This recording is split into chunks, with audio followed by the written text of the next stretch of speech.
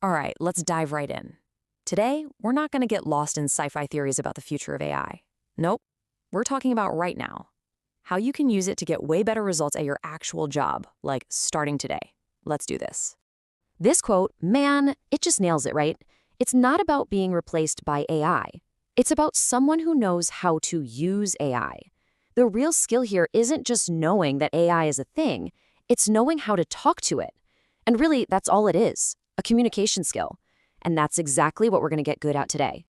So I'm sure this has happened to you.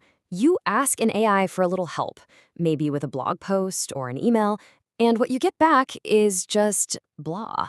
So bland, so generic, it's basically useless. And it's so easy to just throw your hands up and blame the AI, right? But what if the problem isn't the tool's answer? What if it's our question? Okay, look at this. The difference is night and day. Write an email to my client. That's a total shot in the dark. Who knows what you'll get? But the other one, that's a real direction. It tells the AI exactly what to do. One gets you a template you'll probably delete. The other gets you a first draft you can actually use. See? The power isn't really in the AI itself. It's in how clear you are with your instructions. So the big question is, how do we get better at giving these super clear instructions? Well, it all starts with this really simple shift in how you think about AI. I call it the AI intern problem. Okay, if you remember one thing today, make it this. Think of your AI as a super, super smart intern. I mean, this intern has read the entire internet, so they know a ton of stuff. But they know absolutely nothing about your project, your boss, or your company's specific vibe. They are so eager to help, but they are completely clueless without you telling them exactly what to do. If you can get this one idea in your head, you are honestly halfway there. Right, so how do we give our new AI intern the kind of directions they need to actually do a good job? Here's the secret. The most important work happens before you even start typing. It's all in the prep.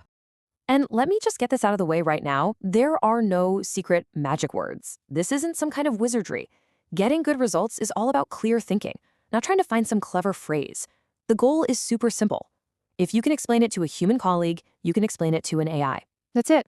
So before you type a thing, just quickly run through this little four-part checklist in your head. First up, task. What exactly do you want it to do? Be super specific. Think write 3 headlines, not help me with my blog post. Next, role. Who do you want the AI to be? A seasoned expert? A friendly teacher? Then output.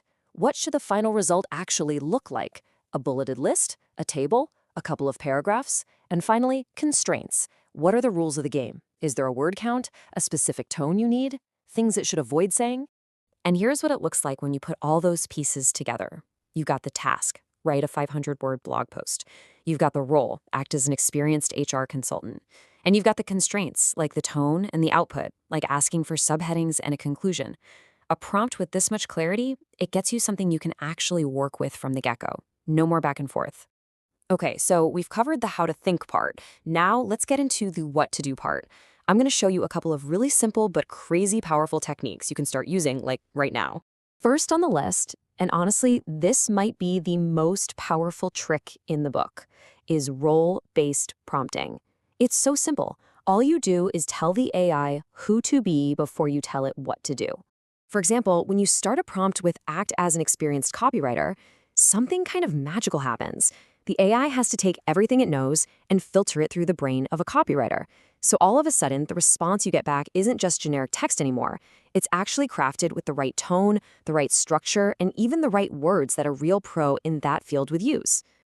All right, next up, we have a technique that's perfect for those bigger, more complicated tasks. Instead of trying to write one giant, perfect prompt to get everything done at once, you break it down. You use step-by-step prompting to guide the AI, one piece at a time.